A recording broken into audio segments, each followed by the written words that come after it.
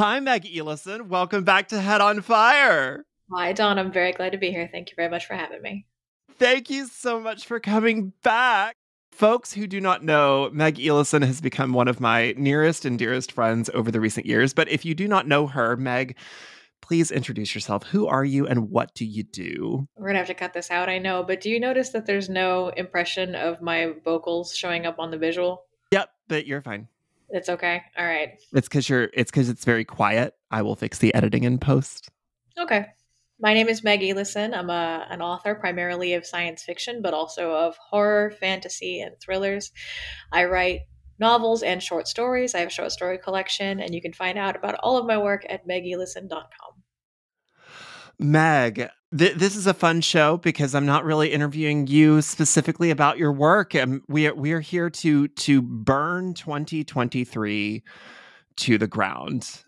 This is just yes, yeah. So for the last show of the year, I thought it would be kind of fun to, I don't know, just to spitball, just to talk about the highs, the lows of 2023. We also grabbed some really cool questions from some listeners and followers on social media. So that's all it's just a cool, fun, casual show, you guys. Something to kind of put on in the background, get drunk, get hammered, and light 2023 on fire with us. Yeah. With these opinions, with the heat of these takes. Hottest of takes. The hottest of takes.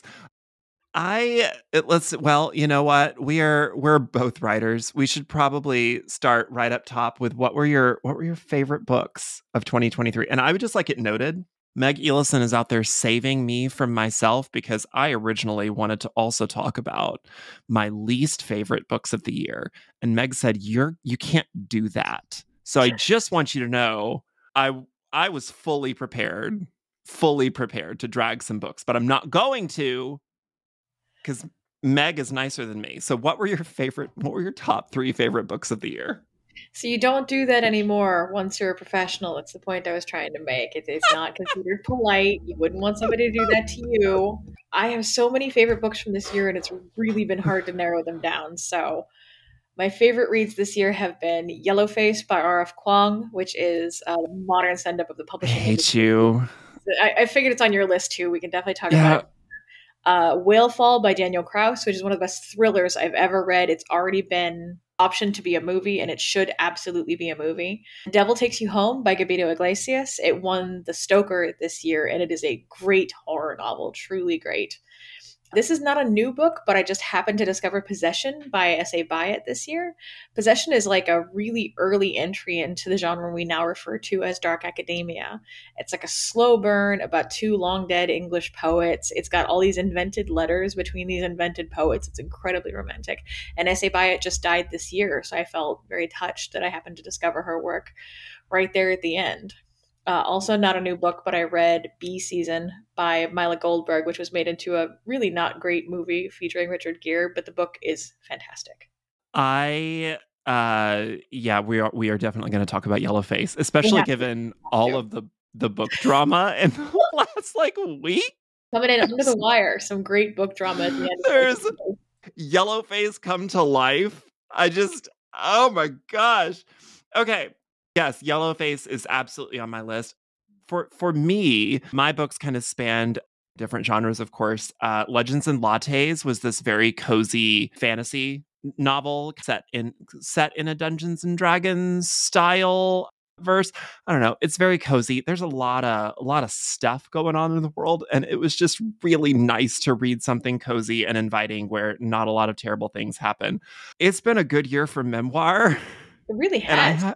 I have to say the Britney Spears memoir, I don't remember who her ghostwriter was, but Britney Spears. He did a great job. I almost put Maggie Smith's memoir on my list because it was so mind-blowingly good. I oddly enough, I have read all of her poetry collections. I have not read her memoir, and I hear it's wonderful. It's great. It's absolutely worth your time. You should. I also, speaking of poets, I read Lord of the Butterflies by Andrea Gibson. Yes, you loved that book. You talked to me about it so many times. I have talked about that book so many times, and then I talked about it on social media and sold it out worldwide. Got a thank you note from Andrea Gibson. Oh, nice. Good job. Let's see. The only other thing that I really kind of want to shout out, I was going to talk about Yellowface. Okay, we're going to talk The Honeys by Ryan LaSala. He's also become a friend of mine, but I will say The Honeys is legitimately very, very, very good. He also had another book come out this year, Beholder, but The Honeys really kind of launched him into the stratosphere, and I got to read it for the first time this year, so it counts. Yes. It is dark, it's creepy, it's horror, it's gay. It's very, very, very gay. It's what if Clueless and The Craft had happened in the same high school and they all went to summer camp. That sounds great. It's a really good time. It's a really good time. Okay, Yellowface. Listen. What is it? This is actually kind of a theme that a lot of our admitted questions are kind of about. Yeah. I'm an author, but you're like an author. You've been in this world way longer than I have. I will say you have been an author long enough to see this kind of transition from behind the page to in front of the camera for authors. Yes.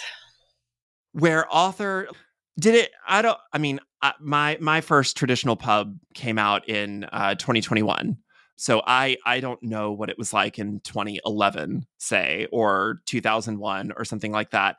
Did publishers never have a marketing budget for us? Were we always supposed to be marketers of one? No, I think that has fractured over time, both with the expectation that online marketing is free, first of all, and second of all, the only thing that really matters. So the budget that used to be put into 1 or 2 books a year to get it into airports and to get people to talk about it on Letterman or whatever has now been fractured into 20 or 30 books a year, and they still get into airports and they sometimes do print ads.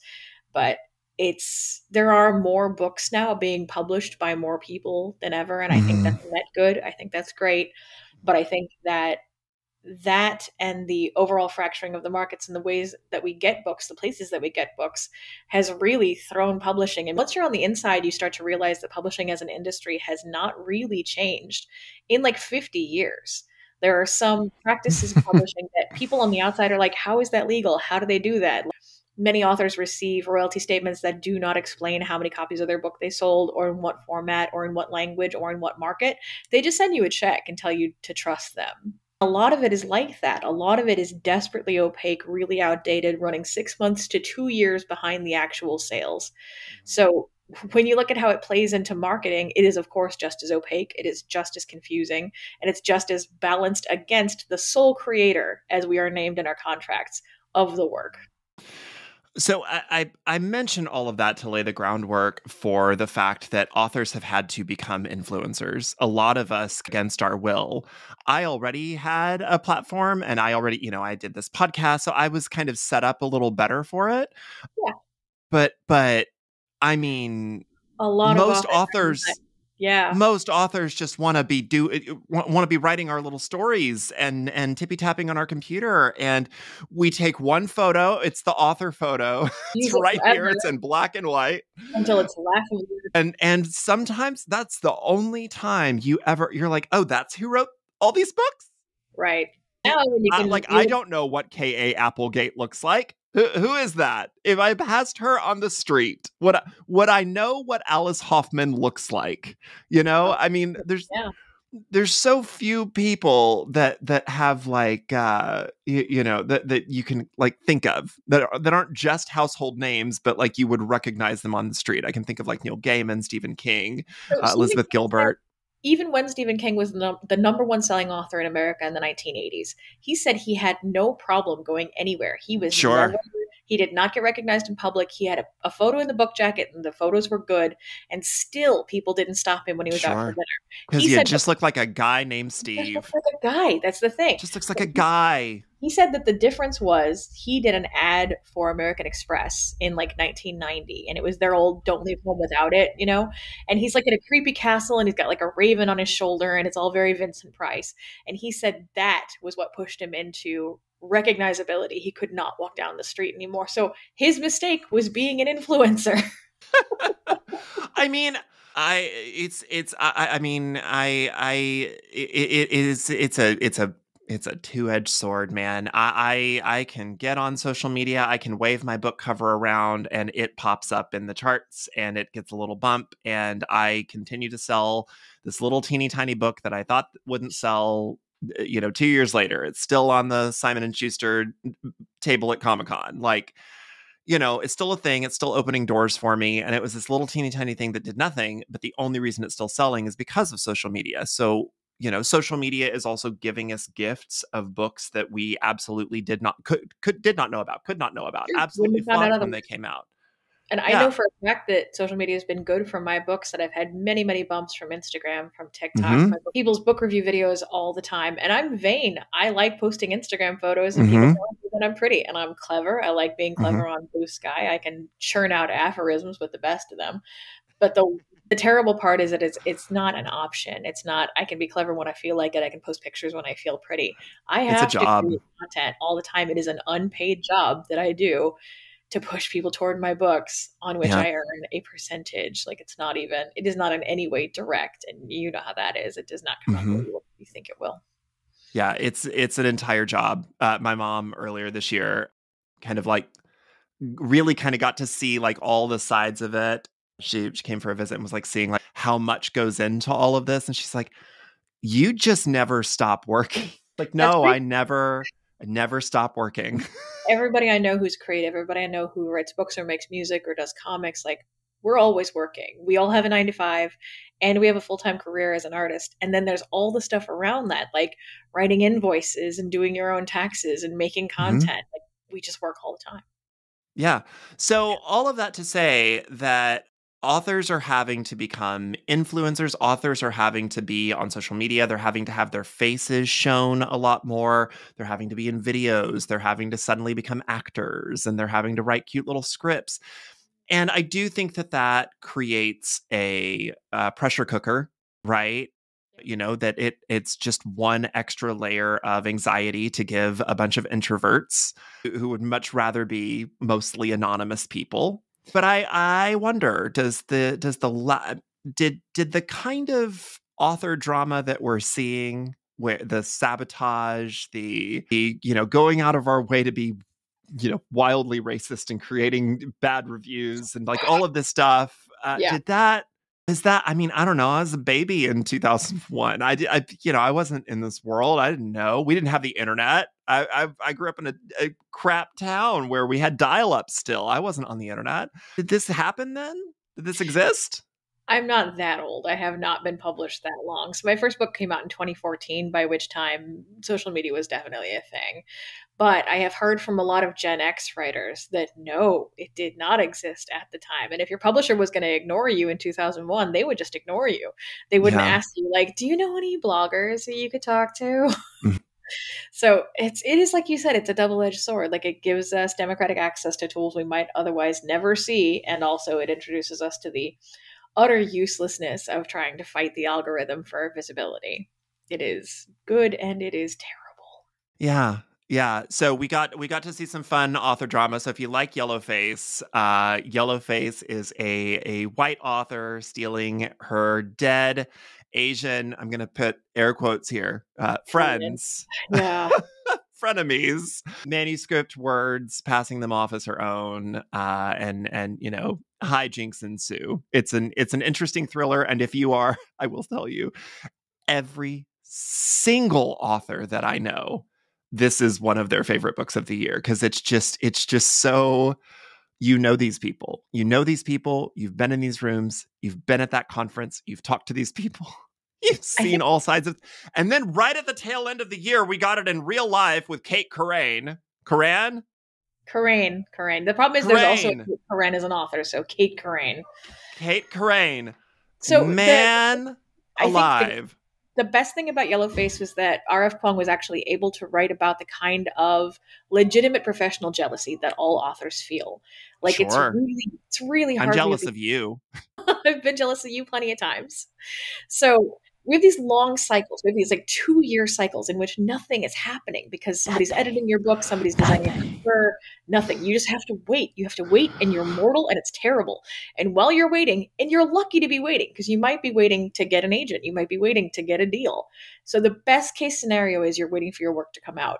And meantime, your friends, they announce new book deals. They announce that they won an award. They announce that they hit the list. And it feels like everybody else is on one of those moving sidewalks like they have at the airport, and you're dragging yourself along on your elbows. So Yellowface describes both being the object of that jealousy and burning in that jealousy. So when I saw what happened to Kate Corain, I thought she must be so deeply insecure.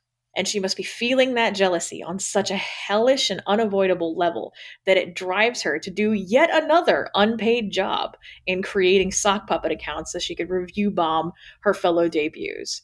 That is so desperately unhealthy. That is someone who cannot escape the worst thoughts they have about both themselves and their comrades. I cannot imagine the miserable psychosis that must exist inside a person to stir them to do that for months at a time, almost a year at a time. And I think that's the real genius of Yellowface, is R.F. Kuang was able to write about those feelings and how inescapable they are and how we are already predisposed to them when we become writers. You know what's so funny is that you know, you talk about it, and I'm sure you feel it, because I know that I feel it, especially after, you know, my Dabbler's Guide has now, you know, been out 2 years. So you start to feel that, like, do what? I can't believe it's been that long. I know. Yeah. It was like 5 haircuts ago. So you know, but I mean, I also feel that, like, because, you know, authors, so much of what we do is behind the scenes. It's a job of one. You're in your room, but, you know, because you're one of my friends, we read each other's work kind of as it's being written. I've written like 3 other books since then. Which is, if you're listening to this and you want to be a writer someday, that is extremely normal. Churning out books that are not ready to be published, that are I wrote a 180,000 word science fiction epic thing that is a really good idea. It is. That needs so much editing, it's not even funny. I wrote a rom-com for an agent that I insisted that, I mean, you know, in fairness to her, she saw the romance bubble coming, and she was like, "I'm only doing romance. We're only doing romance here, buddy." And then I wrote the novel that we're shopping, and part of a nonfic. So, and a poetry manuscript. I lied. I wrote 5 books. That's right. It is extremely common for authors to have a bunch of books that they're just sitting on. These are often referred to as trunked books, because you keep them in a trunk, you don't throw them out, but they're not ready. And you might pull it out in a year or a month and look it over and figure out. And you and your agent are talking about, okay, what do the next 5 years look like? Okay, this is the next thing. We all feel good that this is the next thing. This is what we should be publishing next, and then this will lead to this, this, and this, and then we're going to do this order, and then this, and this. But you feel that urge of, you hear everyone else's books being released, and you see that some people have a faster schedule than you, and other people have a different schedule, and you're just like, I just want to be to borrow you, and to also crib myself, I just want to be a god again. I just want to be in it. I just want to be talking. I just want to be talking about release dates and pre-orders, and it's all so exciting. But then release day happens, and nothing about your life changes. You've already made your money. You've already cashed that check, and most of us don't go out to, you know, throngs of screaming fans. We're all just like sitting in our house with a glass of Moscato and going, well, my book's on shelves somewhere. Yeah, you have a very quiet launch day, and then that's really, like, that's one of the reasons I tell writers that they should do therapy. Like, the impatience and the jealousy and the ability to deal with yourself when it is good and when it is bad, and to know that even when it's good, you're still you. Your regular life keeps happening. You do not suddenly become some other thing. You're going to attain your greatest desire in this life. You're going to finally be a published author, and you're still you. You're either ready for that or you're not. We could talk books all day long, and we do have a lot of other questions that'll bring us back here. But I do want to talk about more things from 2023. What was your, I know we did top 3, but I just want to what was your favorite movie of the year? You Barbie. will not steal mine. No, Barbie. Barbie was the best thing I saw all year. And I saw a lot of really good movies this year. I loved American Fiction. I thought Oppenheimer was a work of genius. I really loved Is American Barbie. Fiction out? American Fiction just came out. I saw it the other night. It is a lot like Yellowface if you like publishing drama, if you Yes, like I thought it was coming out exposure. in January. No, What it's am I out. doing? Why am I I here? know. Why am I not at the movie theater? Jeffrey Wright is spectacular. I I've can heard never nothing but think good of her name. things. The person who played Maxine on Living Single is in it, and she has not aged a day, and she's such a revelation, and I love seeing her in something again. It does great, great jokes on how racist publishing is and what we expect from Black people and how white people sort of force Black people to perform a certain kind of Black experience so that we can have feelings about it. And it is so funny and at the same time so human and has such wonderful moments of deep feeling. Every writer should see it, but it's also just a really I good want to movie. see it. Everybody I should want to see. see it so bad. Okay, I'm going Friday. I gave myself Friday off, so I'm going Friday. But Barbie is still doing it for you, huh? Marley's still doing it for me. It had great music. It had just spectacular art direction. I've never seen a film that looked like that. I love a commitment to a color palette. When it finally came out streaming, I watched it again because there is nothing like it. And Greta Gerwig is an uncommon visionary. So I knew that was going to be your favorite, and I kind of I'm thought so long and sorry. hard about this because it's been Doorbell. Give me a okay. sec. Delivery. Yay! Yeah. Oh, that's a big package, Meg Elison. You got it. Call an order to print. I'm really excited to see it. My favorite movie of the year. I can't stop thinking about. It's. I've also rewatched it in my home 10 times. Dungeons and Dragons.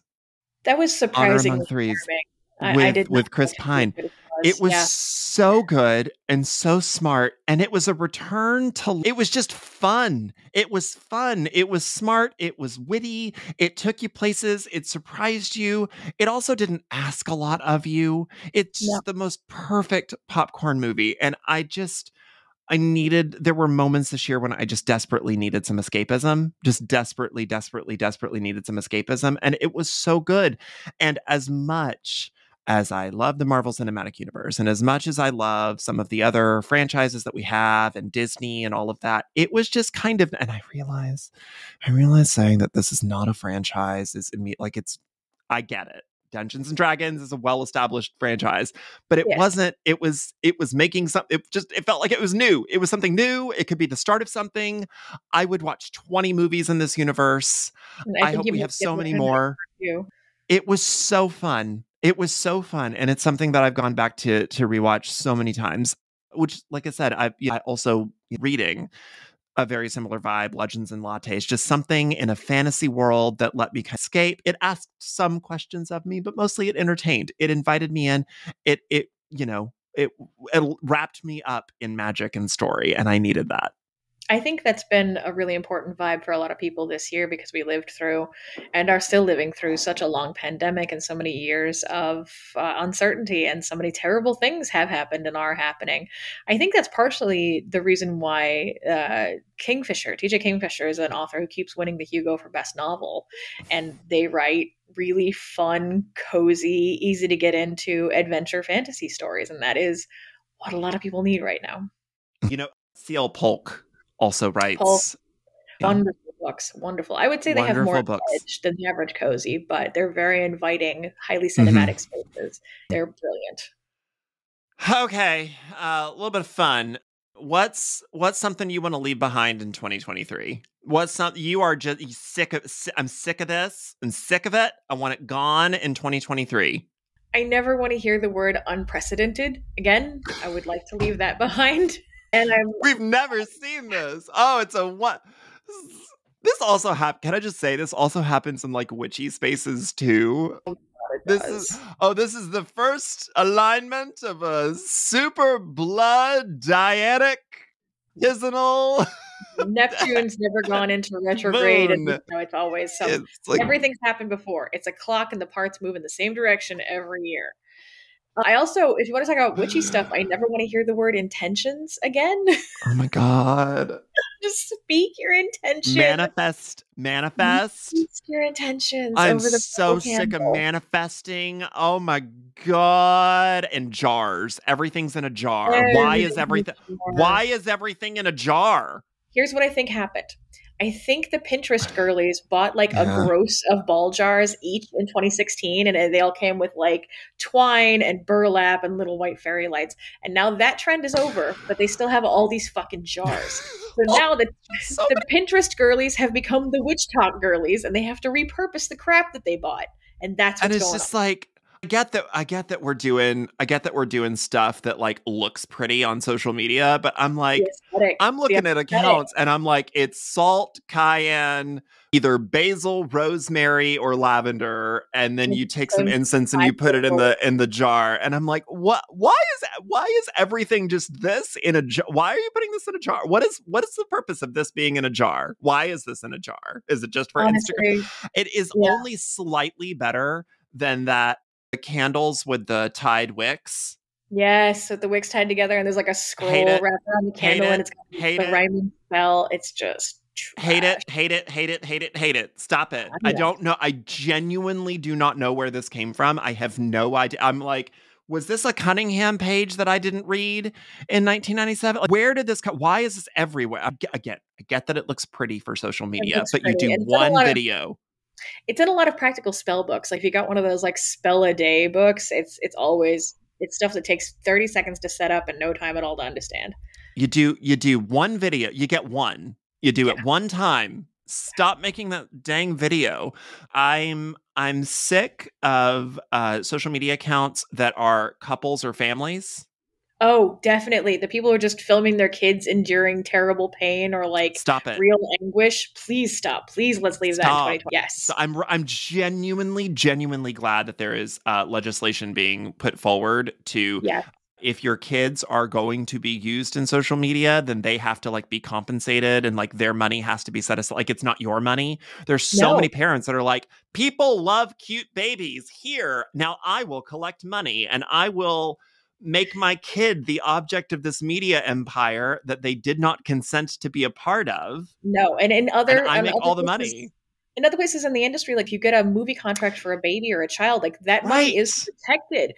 Those kids Yes. there've been historically, there have been people who've been exploited by their families and end up penniless. So now we have protections and regulations for those kids, and the kids on social media have nothing. None of that. Honestly, None the of that. best It's thing you can these do, like people are getting millions upon millions of views. They're getting hundreds of thousands of dollars in compensation, in merchandise, in trips, and all of this stuff, and none of that is going to the kid. And the kid can't consent anyways. So I think the can't entire thing's a consent moot without point. But consent, they can't remove themselves from the situation unless kids have no mm-mm. rights. The best thing you can do for those children is not watch, not follow, scroll right past it, Scroll report it if right you have to. past. The least you can do is not watch. Yeah, yeah. And I have to say, every single time I see one of these perfect couples making an Instagram about how we're just like, this is our morning routine. You got up, you put your phone in your microwave. You got up and you wanted And us then you to and your microwave partner spent 12 minutes arguing about what color their boxers would be to match the t-shirt that you were wearing. And you waited until the light came in your kitchen window in such a way, and all so that you could show off your Nespresso or whatever the hell you're trying to sell. I will say one of the better parts about all of this is I do think that we are finally seeing the death knell of the influencer as like a profession.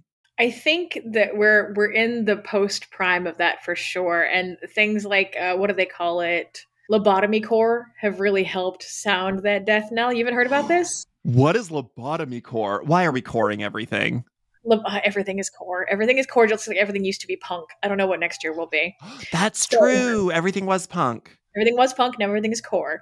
So Hate it. lobotomy core is primarily women who are like, get ready with me to be a stay-at-home girlfriend, or watch me take Yeah. care of my 3 beautiful children. But the thing is like it's extremely cozy, soothing content, and they sort of stare off into the distance while they like stir up a big bowl of pancake batter But in that's their got to be house. parody, right? That's No, parody. it's intended to be serious. They are trying. Yes. No. So it's like it's a combination of trad I wife. saw one of those videos where it's like this woman and this pretending like she's in a prairie dress, but she lives in just like a Dallas suburb with Yeah, she's like like she's her in a two children $2 million of the house. corn, and it's like I homeschool my children and they That's play it. with soft felt toys where That's we it. The house is one color and it's spotless, and she looks like she's had part of millennial her gray puberty. needs to die. Well, So I the thing is, understand minimalism. I get minimalism. I get intentional minimalism. I get it. sure, But millennial gray houses need to die a I death. hate millennial gray. Can that be left in 2023? Can we Yes. not have that anymore? I would be so happy. But I do think that this whole era of the overly curated, staged, I do love watching the videos where somebody's like so clear. I sent you one this morning where somebody is just so clearly rehearsed It's so their fake. surprise face so that That's they it. can go We've gone viral, so that they full can circle sell the on cutting board in the background or whatever the hell they've been sent. we went And full it's circle on like, viral video because the original viral video is like an actual surprise, an actual, someone yeah, didn't know this was going to happen. It's those yeah, poor kids drinking mugs of beer in their apartment in New York, and they're filming a video for their mom and dad, and then the sure. plane hits the tower. Like that's where we started, and then we've gone all the way around the circle to people trying to make that happen. But you can't fake that kind of surprise. You can't fake spontaneity. Nobody's that good an actor, and most people are not that No. good a writer. So we've come around to the verisimilitude of reality, and Yeah. it's easily detected, and it's very tiresome. And I will say, I think, a lot of people could get away with it when we were primarily influencers via photo, because it was one overly curated photo with that light, blasted all the way up to 11, and everything was very like aesthetic and posed and face tuned and all of that. And you had one photo and you had the bokeh in the background and yada yada, and you could It was write a a lot. beautiful little Like, Instagram caption. As yeah, we transition to video, yeah. I think people are like, oh, you were just full of it the entire time. This isn't really your life. Also, people Okay. have become fucking detectives. Like, people don't scroll past your video anymore. They look carefully and be like, "Oh, the hot dogs exploding out of that can don't have a shadow, so obviously this is fake." Like, Right. we've developed the CSI effect of being able to tell what we're looking at and how fake it must be. And I think just with one, the influence, the professional influencer's job is to sell things. And now, the algorithm has figured out a way to not even need them to do that anymore. Like, No, it's just just everything is an ad now. Everything is an ad. You cannot get away from it. And I think people are just so exhausted by being sold to that I just think I think we're just kind of reaching the end of the one person marketing team. And I get yeah, it. I mean, yeah. No, paying one person what sounds like to them a lot of money, paying them $5,000 to instead of do a video paying an instead of ad house. $50,000 or $100,000 or $500,000, But I talked to a VP of one of the country's largest ad firms, I guess a year ago or so, a little over a year, and I said, would you spend money on one influencer doing one video, or would you rather invest that into traditional advertising? And she's like, oh, influencer, 100%. But They're cheaper. even now, that has already changed. It's already changed. We are already getting away from it. Yes. I'm kind of glad. I'm glad to see the death of the monetized influencer. Okay, I know we can't be shady about books. Can we be shady about movies? Yes, I think that's safe. Okay. What was the movie that you were just like, what was this? What was this? Why'd we do this? What was this? I hate everything about that. I was really excited about The Holdovers, and I really thought I would enjoy it. And the pacing in it makes no sense. It takes 3 hours to say nothing. I feel like they were trying to find it in the edit and they never found it. The movie that it's set up to be never materializes. And it's the kind of thing that I usually like very much. I love a character-driven story about real people, just living their real lives. And this is about a boys' school in New England and kids who have to stay over the Christmas holidays. And it just goes nowhere. It has nothing to say. What was it called? The Holdovers, Paul Giamatti. But he's so good. He's really good. He's the best part of it, but he cannot make a script that does nothing do something. He's a great performer. He's a gifted performer, but there's nothing there. Oh man, it's been a year for some really good movies. I'm looking back at my list of Yeah, movies, it's and hard I to pick, but completely forgot great how stuff. how many great, like really good movies came out this year. A Haunting in Venice was great. I Yeah, bought the soundtrack and then listened to all of that. Even My Big Fat Greek Wedding 3 was surprisingly good. I did Red, not White, see and that. Royal Blue. Yes, yes, red, white, wild, blue. Yes, Yeah, it was really good. it was a Oh, good year for movies. I'm sorry. I'm so sorry. This is gonna make me the worst. It's the worst. I'm gonna be the worst, and Okay, everybody's gonna hate me. Asteroid City. I'm sorry. you're just wrong. You're just wrong. It is the best Paul Thomas Anderson film and one of the best films I saw this year. I'm sorry. I didn't. I watched that and I was like, I know I am a smart person. I have media literacy. I am an artist. I have acted. I grew up in the theater. I'm a writer. I have all of the tools necessary to love this movie. Yes. I did Well, not like that movie. I think it's his best work, but it's okay. We can disagree. It's his best work. You think that is his best movie? Yes, without question. See, he did this short film that was like 20 minutes long for Netflix this year as well, and it starred Doctor Strange, Benedict Cumberbatch. That was better for me than Asteroid City because Anderson figured out, oh, I only need to tell the story. I don't need all this other stuff, and He he does. edited out He gets lost in that. his own aesthetic. I know. And he loves to have characters struggle to arrive at their point. He likes to let them meander in their dialogue. It's not my favorite thing, but I understand why he does it. I just thought it was gorgeous, first of all. I mean, Asteroid City has wonderful cinematography and has, I think, more honest work out of Scarlett Johansson than maybe anybody's ever gotten from her. Okay, but like if we were going by, oh, this movie is so pretty and that redeems it, then wouldn't like Eon Flux have won the Oscar or something? I have good things to say about Eon Flux, but I also thought the Asteroid City script had some very meaningful things to say about grief and the way we run from ourselves and what it means to be human and why we're endlessly curious about stuff like space. And I was moved by it. It's okay. We don't have to agree. It's okay. You got anything else on your least favorite movies of the year? Nothing that I like that strikes me as like, oh, I watched that and I was very surprised. But I just keep thinking about like how many very, very, very good movies. And I think we had so many good movies this year because so much of last year, like 2020, the pandemic kind of Yes. pushed so much forward. So there was a lot of really good stuff that came out very, very quickly Yeah. We have in some the catch up. first like 5 months of this year, 5, 6 months of this year. There was just a lot of good stuff, hit after hit after hit. So many. Absolutely. Yes. Yeah, there's a lot of good stuff. Words you never want to hear again after 2023. Surge. I really hate the word surge. I'm very sick of it. And it usually refers to either the levels of COVID in a city or pricing, both real bad. I don't want to hear supply chain problem ever again.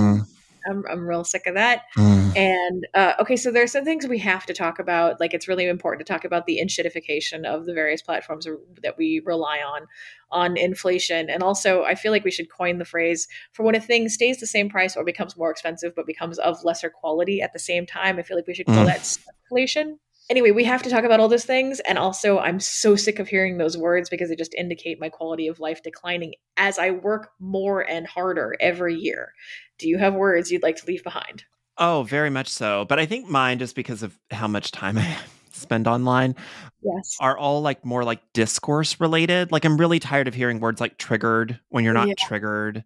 I'm really tired of hearing words like I don't know, just all that like discourse related mess that For people the are most part, using. yeah, they're good words that people have used incorrectly so Like often. gaslight, you're not Yeah, you're not being gaslit. That's not what gaslighting gaslighting is now is. meaningless. That went from a very specific term to any time somebody lies to you or says something you don't want to hear. It has been obliterated. I mean, Yes. there are so many words that like mean things and mean Stu? pretty important and very serious things that we have turned into internet discourse stuff. I think is some kind of psyop to delegitimize those words or something. I don't know, but like I'm pretty sick of the the, word discourse, really. I just really just want to stick them up on the tippy top shelf, way up high until the They internet live a has lot earned these them days. back. You have to I wait until hate you're old enough to appreciate them, and you're not allowed to use them. Yeah, I feel like grooming is about to become one of those words. Like yeah, that. grooming is Oh about to my have no meaning God. whatsoever. Yeah. Age gap discourse needs to Oh, die in a fire. What was oh, that? There was words. the actor Rachel Ziegler, right? And the internet was making an absolute meal out of the horrible age gap between her and her boyfriend that she had just celebrated 2 years with. And they were like, oh my God, her boyfriend's a groomer. She's dating a groomer. And it was like, she was 18 when she met him and he was 23, and then like 2 years later they started dating or something like that, and Barely then a they've gap been at all. together for 2 years, and like Yeah, she's 20 and he's like no. 25, but they were Between characterizing it as like he's almost 30 and she's this baby. Like, not one, at this all what's grooming happening. discourse infantilizes people, Adults, usually adult women. Yes, a full grown adult people, like adult people that are making adult decisions. Like, you are telling me that this woman has enough wherewithal to become the face of a multi-billion-dollar franchise and to spend years of her life creating a career and running her own empire, which, when you're operating at that level, is what you're doing. You have but people that work for you, you have staff, you have employees, you know, yada yada yada yada. You're telling me that this woman has all of that autonomy, but she couldn't decide who she wanted to date. also cannot choose a romantic partner. Just yeah, no, I just think, like, the cognitive dissonance.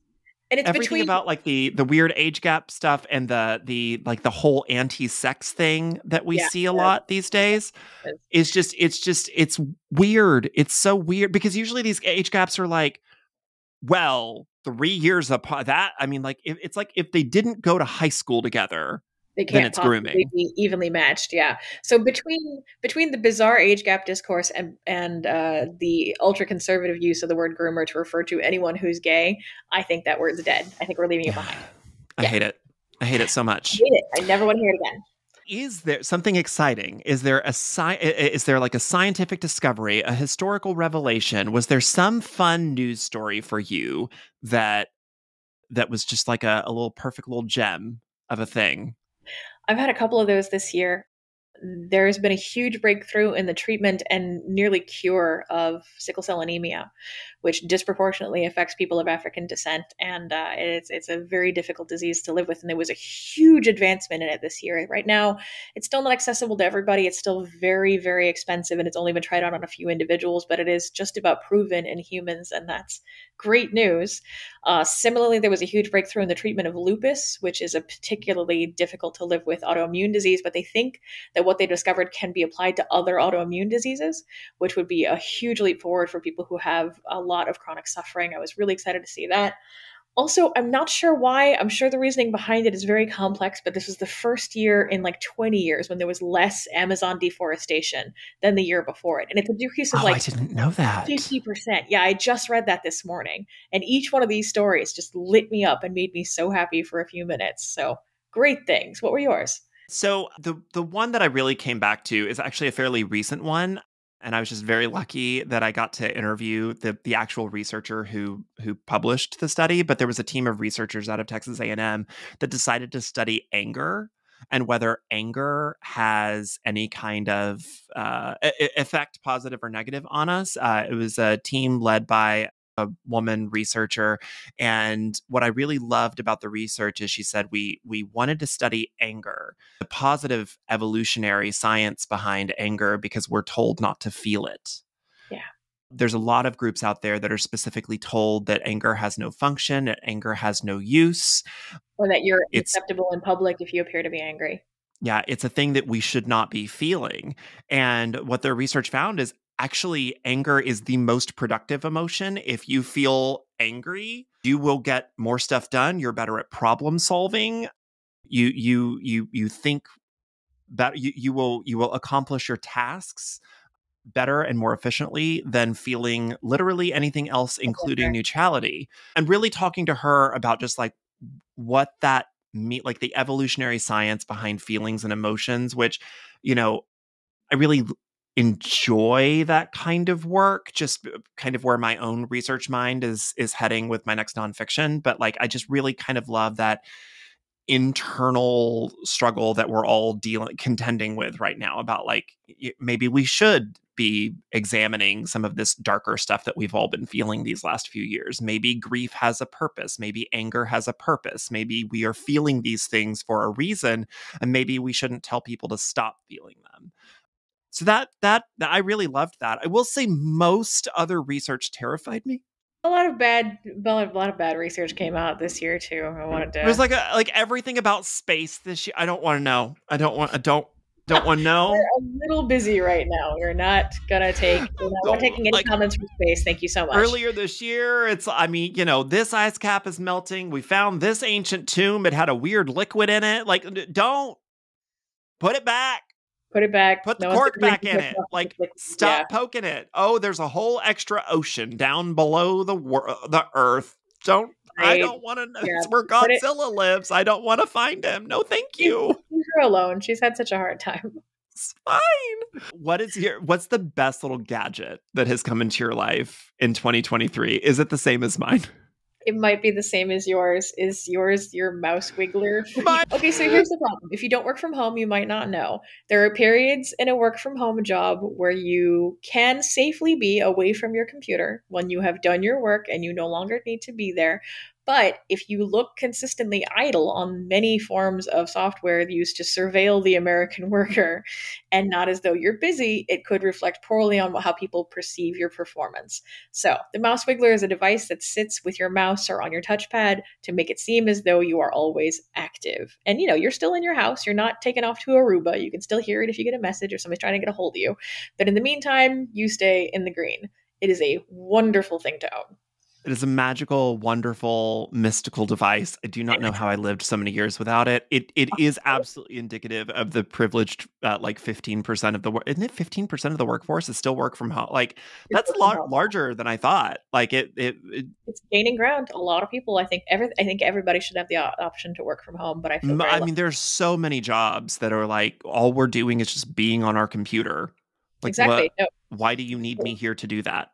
For what I do or for what you do, there is no reason why they need us in a physical location where they collect rent and electricity for us to sit in the same place. I can do this job from home. I can do this job from home.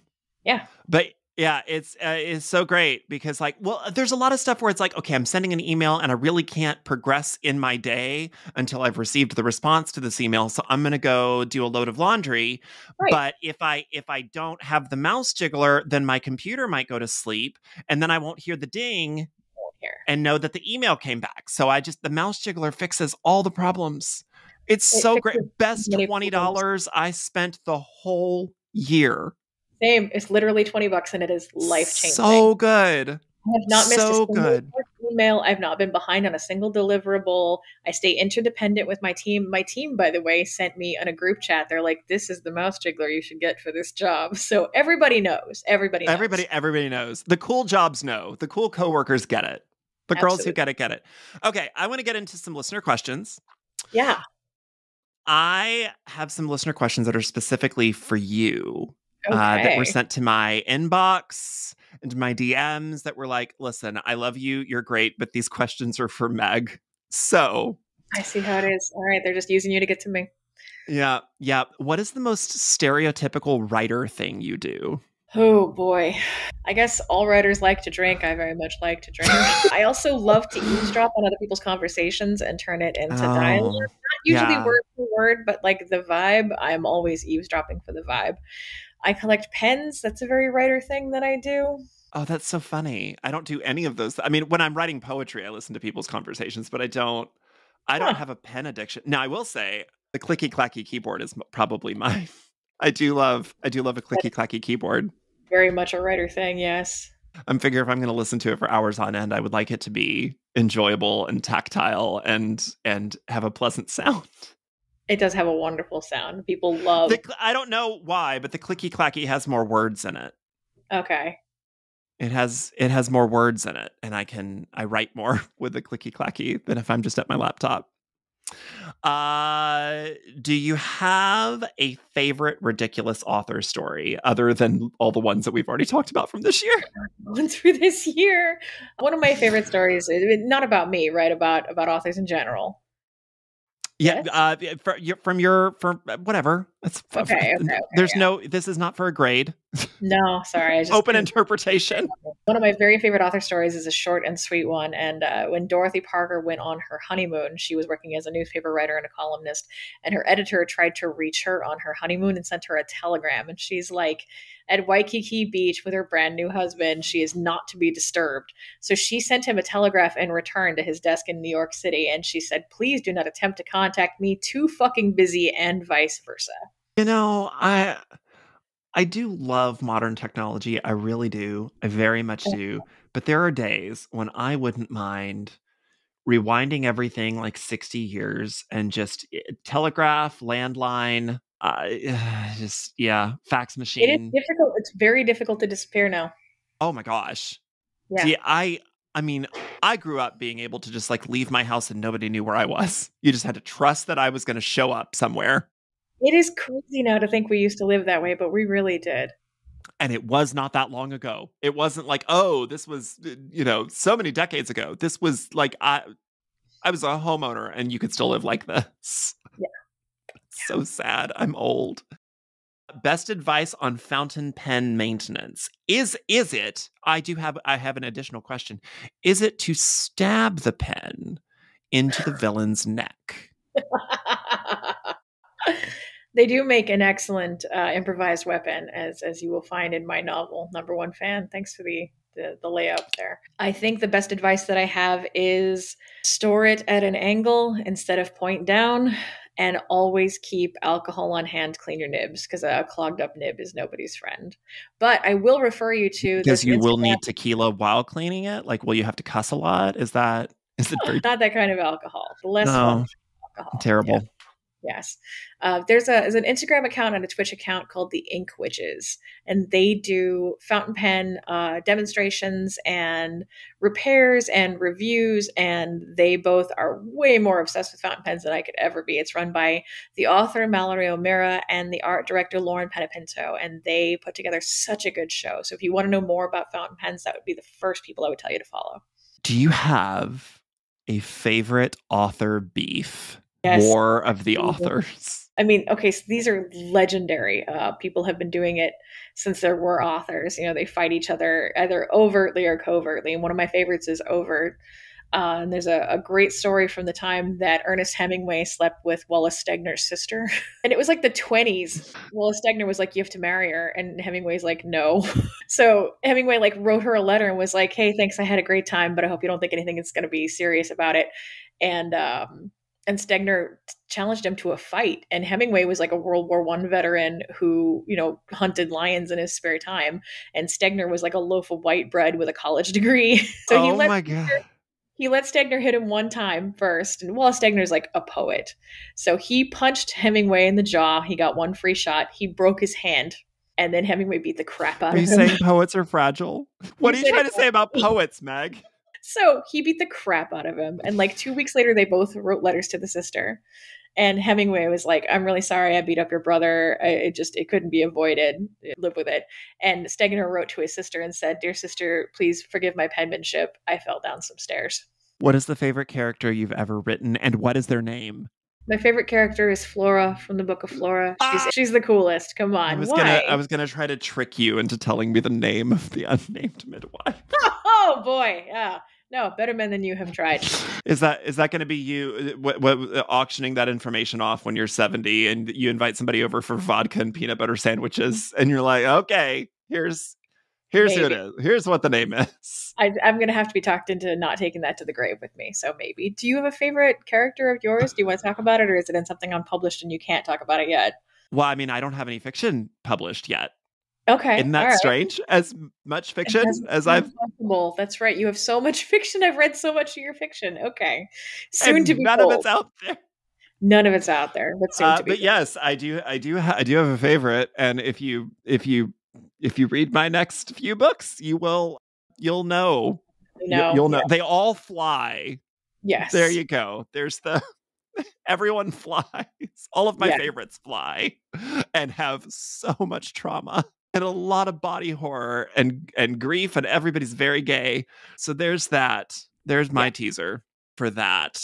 Okay, this is a question I think for both of us. Not to get petty and not to get authorial again, but thoughts on the current obsession with spicy romantasy and how it's affecting other genres? I have a lot of feelings about this. Me I think too.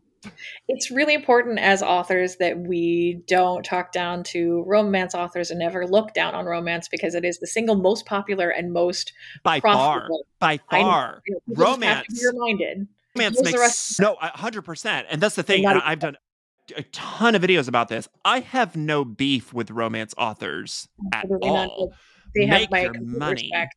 Yeah, they make their money and they make people happy, and like They make it's people incredible. happy. There's Yes, so many. Romance is a huge umbrella too, and it's becoming so diverse. Sort of like how science fiction is becoming so diverse. it's so Science diverse. fiction, Like I'm fantasy. happy. Yeah, it's There's great news. so many things, and so much representation is now happening in the romance world. It's so great, and it makes people happy, and it's so good. Here's the problem. Not to speak over you. Here's the problem: is publishers know how much money romance makes and are also seeing how certain genres are either struggling to sell or struggling to avoid book bans. Right. So, what they're trying very hard to do is either pretend like everything is actually romance or twist the arms of all of their authors and make them turn their books into a romance. Yeah. That's never in the best interest of the art. Like trying to make your book something that it wasn't to begin with is not going to make it better. And, you know, we've seen this with previous trends, like with a book that is really about disease, and agents are like, couldn't it be like zombies? Could the disease be zombieism, you know? Or like this book is about ghosts, and the agent's like, are they really like vampires though? Like how different are Feels more like vampires? a vampire story. Yeah. So we see this every couple of years with whatever literary trend is hot. So I would say to authors, don't let anybody try to change your book from what it was meant to be to something that's just trendy right now, because trends can just drop at any time. They just die underneath you. You cannot predict where the book buying industry is going to be in 2 years. You just can't. With all that being said, I'm glad that Spicy Romantasy is having a moment and has found such a huge audience and is doing so well on TikTok and everywhere else. And I, for one, like to see more sex in books and more weird sex. And I'm so glad people are getting after it, and that the audience is so enthusiastically for it in a time when books are being banned and challenged much more often for having any sexual content. So if you have a fairy who likes to fuck centaurs and people want to hear about it, I hope you sell 1 million books. I think that's great for everybody involved. And that's the thing, is that there's room for everybody in the There really is. at the publishing table. There's room for everyone. The problem is not with people writing what they want to write. The problem is not with readers reading what they want to read. The problem is Never. genuinely with publishers who have the money and the clout to stand up to, and we are starting to see some of this, to stand up to book bans, to stand Mhm. up to censorship, to put a little bit of money and time in figuring out the right way to market things. Right. Not trying to make it what's hot 6 months ago, but try to make the right marketing for what it really is. Right. And you know, the problem was with the power brokers, the people who hand out the contracts and you know, try to buy up a slate of books, meaning that there are certain books that are left on the table, or you know, twisting the arms of authors to turn their book into something that it wasn't. That's where the problem is, because trends come and go, and there's a lot of folks out there who I don't know, who kind of get left in the wake. The other thing that just to kind of add to this, I've talked to this with a few other authors this year, maybe you as well, I can't remember, but the tropification of books in the Oh, way yeah. that we talk about them, and I'm not talking about readers, talking about reader spaces. I'm specifically talking about like authors getting on social media and feeling pressured to talk about their book as a series of tropes, because you know, if I get on and it's an enemies to lovers, there's only one bed, he fell first, that tells me, and I am the author of the book, It tells you nothing about what's actually in the it book. it tells you nothing about the plot of that book, and it Yeah. sounds like every other book on that shelf. And again, I'm not talking about readers and reader spaces. Readers and reader spaces, that's your job, to Yeah. talk about, to make lists of, oh, if you like He Fell First, here's 27 other books that include that plot. We would do that with They're something else. useful. Oh, do you like time traveling robots? Here's 27 other books with a time traveling robot. That's not a beef. What I'm having a problem with is authors that either that are they're not obsessed. They are so enamored with the idea of the tropification of books, figuring out what the next big trope is that's going to sell, and then writing to tropes. And then your plot has all of the depth of a mud puddle in Texas in August.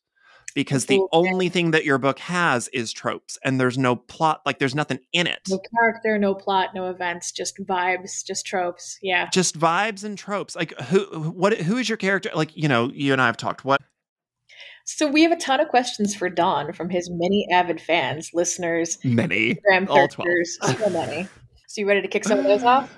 Yes, please. All right. Charlotte would like to know, are you planning to write any more witchy books? Because she enjoyed the Dabbler's Guide so very much. Well, that's really sweet. It's really kind. A few people asked that, and I do have plans for another nonfiction, and I am dying to tell you about them, but I don't know that it's as explicitly witchy as you want it to be. But it is still going to carry through a lot of the themes that I discussed in the Dabbler's Guide, just maybe in a slightly different format. But it is still everything that people know and love about my nonfiction stuff. It's that, investigative, interrogative, navel gazing thing where I take difficult subjects and laugh at them. That sounds great to me. Are you writing a witchy book, Meg Elison? I have one in mind that I've been thinking about for a couple of years. I would like very much to write about witchcraft, so stay tuned. It's not written yet it's not even on outline, it's idea stage, but I do believe it will happen. I want to read the book that you will write. I'm so excited. Can I just say, Thorn Mooney has been talking about her new book, Witches Among Us, and I've just seen some of this, and I think it's going to be in my inbox later today. I'm so excited. It's so good to be with writers and get to see stuff. It is. The best part, the best and worst part about being a writer is that you end up making a lot of writer friends. And so all of your favorite books of the year are books that nobody else gets to read for like 2 more years. You don't get to talk to anybody about. I went to a reading in New York City a couple of weeks ago, and I got to hear the first chapter of Carmen Maria Machado's next book. And I was gasping out loud, yelling, making a spectacle of myself, and I cannot wait for the rest of it. But I realized I've heard more of it than almost anybody else. It's just me and the people in that room. I did get to read one of yours this year. You did. It's true. I did. I'm very excited for people to read it. I'm very, very, very, very excited for it. I'm dying for it to come out. I'm dying. It makes the fifth grader who grew up reading and loving Animorphs very happy. It's so good. It's so good. Yep, I wrote one for the weird little freaks, that's for sure. So this is a digression from your wonderful readers' questions, but I just thought of it. Did you have a favorite witchy book that you read this year? Because I know you read all the Thorns book. Was there anything new that you just loved? Yeah, that's hard for me because these days, a lot of the stuff that I read as spiritual inspiration comes from outside of the witchy section. It isn't that I wasn't sent some really good and great things. I'm sure if Thorn sends me her book, yes, will be the greatest witchy book that I read this year. Yeah. Honestly, there were some poetry books that I think scratched that itch for me, just in the weird way that I understand spirituality. I glean a lot of that from poetry. Absolutely. I don't know if I read Morgan Parker's Other People's Comfort Keeps Me Up at Night this year or last year. And the thing is, if you read that, is it a spiritual book? No, but like it's... Yeah, but it also is. It is. It is. Andrea Gibson, again, their book was, oh my God, just cathartic queer rage. I don't know. That just really spoke to me. The Boy and the Heron was a Miyazaki movie about the power of grief and the imagination and the way that it can heal those things. As far as like explicitly witchy books, there was a really cool book from Madame Pamita, I want to say is her name, about Baba Yaga that I thought was kind of fun. Yeah. That was really fun. That was good. That was fun. I think I got that this year. That was really fun. Mm-hmm. I don't put a lot of those on social media just because I don't know. I don't know if you feel the same way. Like once you've written in like published in a genre, it's hard to, People I don't attach know. weight to what you say in a very different way. If you're talking about They like your do. exact category, so you got to be careful. Yeah. They do. And I don't know. Some of these worlds, y'all just don't understand. Once you get kind of behind the ropes, It's like some of any these worlds are really competition. small. Yeah. And It's what you say, people get like other authors find get out mad that that you either didn't say them or that you picked the wrong author or or described it something. in a way that Oh, makes the author unhappy, even though you meant it as a yeah. compliment. Like, yeah, no, it gets Yeah. very complicated. Yeah. So, but I did like hers only because I just thought it was really, it's good that we have interesting new things Yeah, I agree. coming out in the publishing landscape. I Yeah. did get to read a really cool article about how Barbie is the new Inanna. That, It's one of the best things I wrote all year, so I'm very happy with it. and I reread Fairy Tale by Signe Pike. Oh, That was good. yes. Yeah, that was All right, good. let's have another one from a reader. Okay. Paige is curious about how different the final product typically is from the original idea and what it's like to let go of what you thought you were creating. Oh, I'm sure we both have a million stories. You have more than me at this point. Yeah. It's yeah. Okay. The actual answer is that you end up reading is usually quite different from the first idea.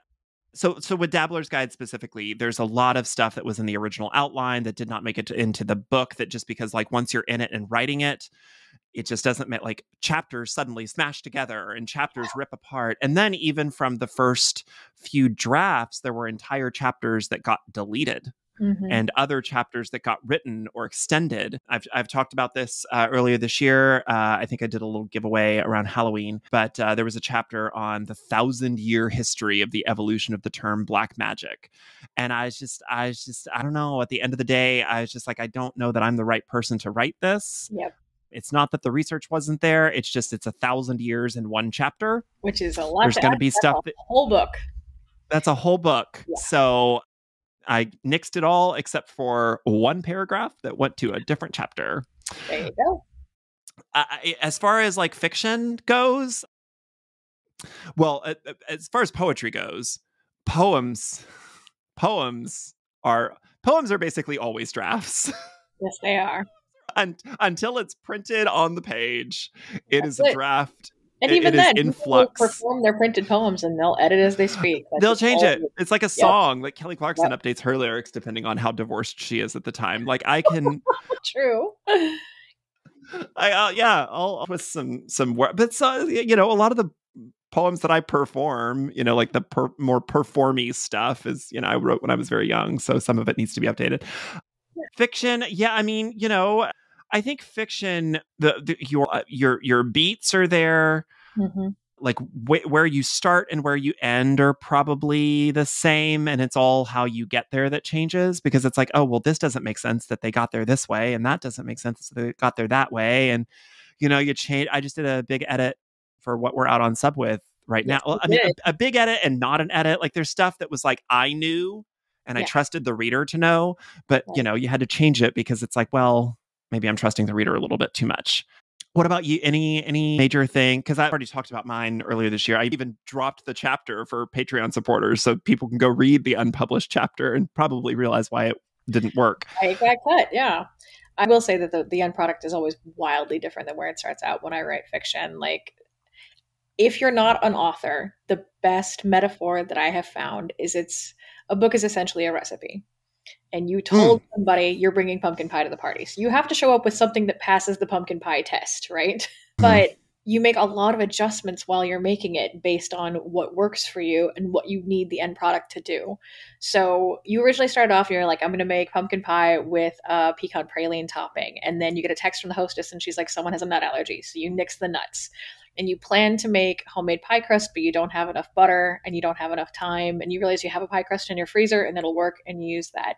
And then your pumpkin's expired and you go to the store and they don't have any canned pumpkin. And then you're roasting a whole pumpkin because it's the only way you can make it by the deadline.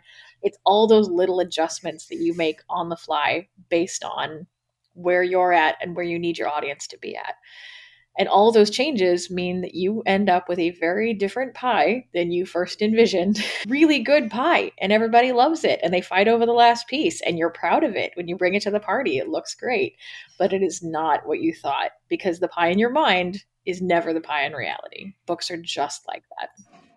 See, I used a very similar description to talk to somebody about. Some people have been doing cameos asking me for writing advice, and I used a similar description for a recipe, but it was, have you ever had a family recipe that like lives in your body? Yeah. And it's measured. Like if you asked me to go, like to use your example of pumpkin pie, if you asked me to go to the kitchen and make pumpkin pie, yes, I could make pumpkin pie. I could make the pie from scratch. I could do the crust from scratch. Is it always the same every single?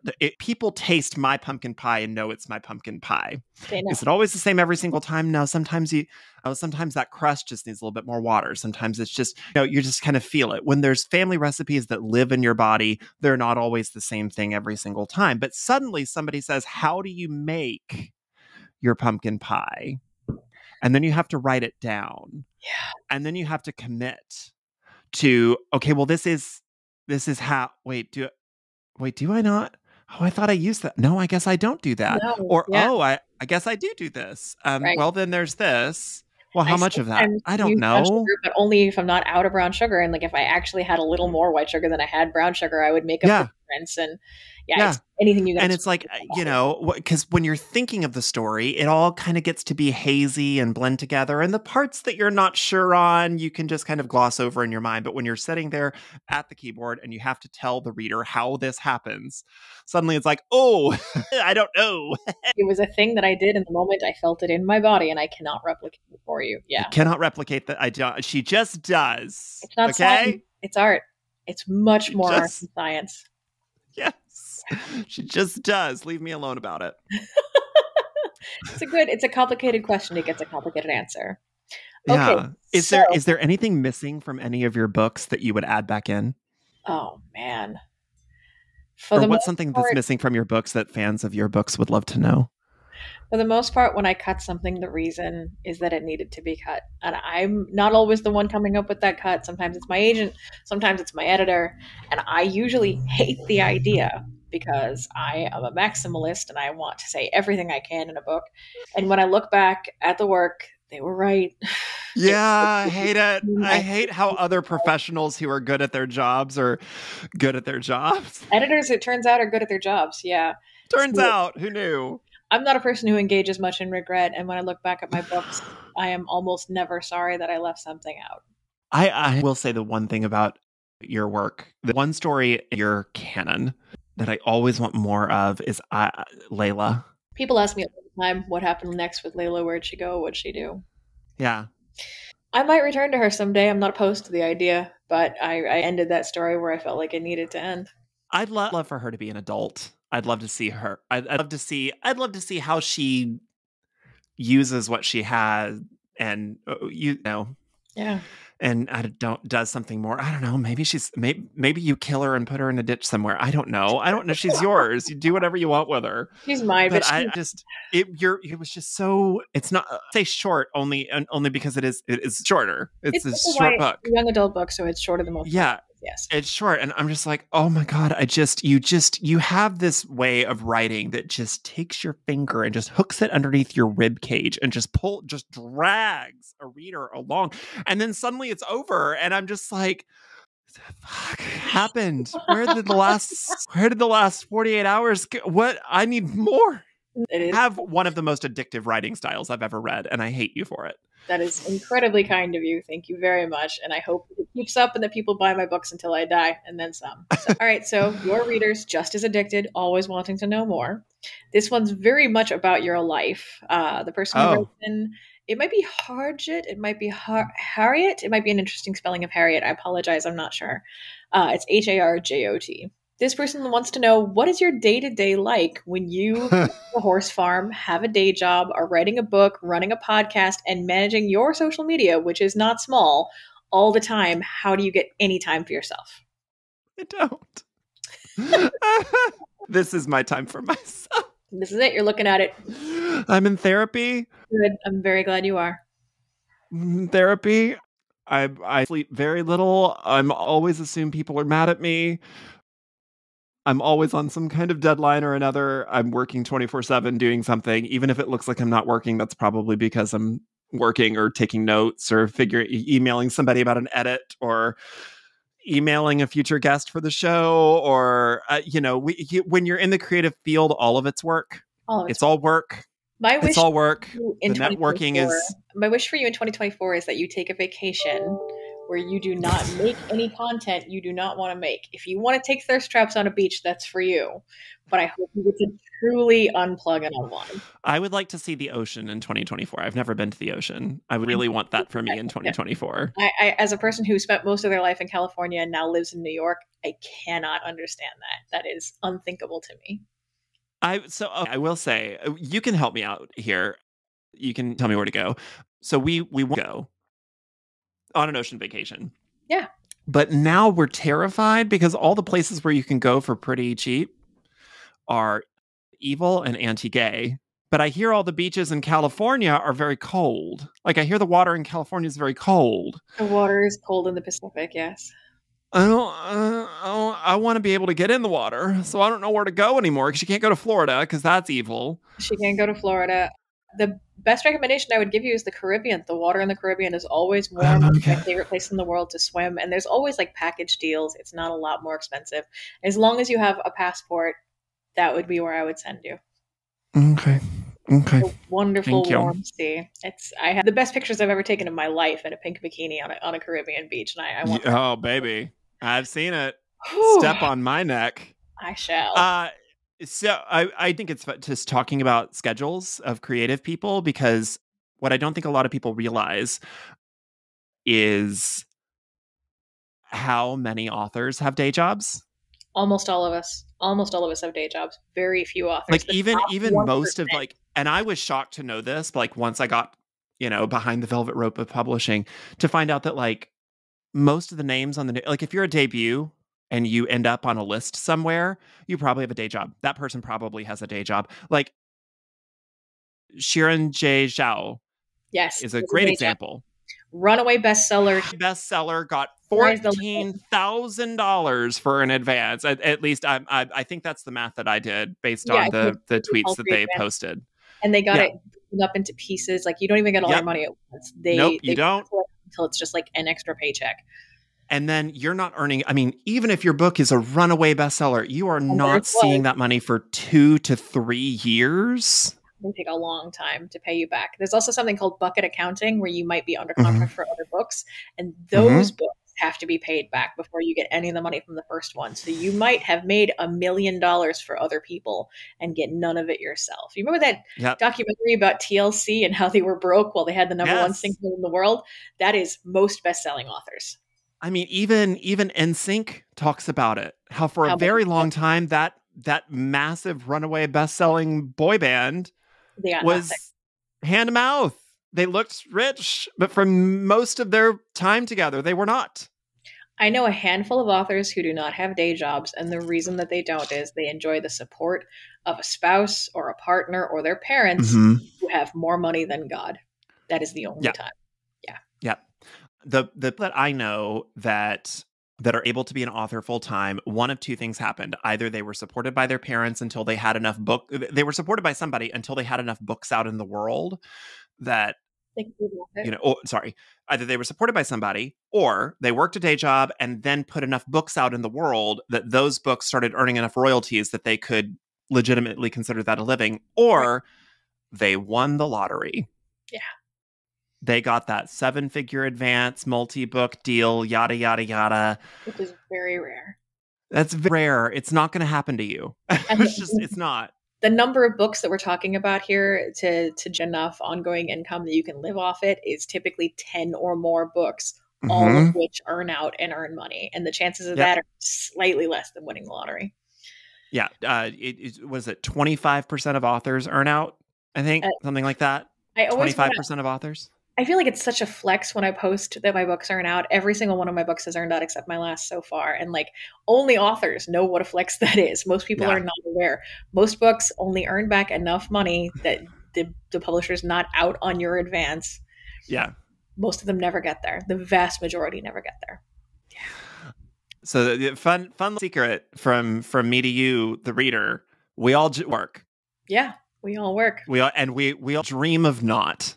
So on the subject of always maybe work, I should write a romantasy. It'd be about that. Yeah. Maybe I should be writing romance. What was that? The dinosaur porn? Wasn't that a thing years ago where some people made a pretty tidy living? Raptor porn. Writing. Absolutely. Yeah. So maybe I should be doing that. On the subject of trying to live your life and always working, he asks, as a content creator, do you find it difficult to guard your private life? Yes. Yeah. Yes. My husband has never been on my social media.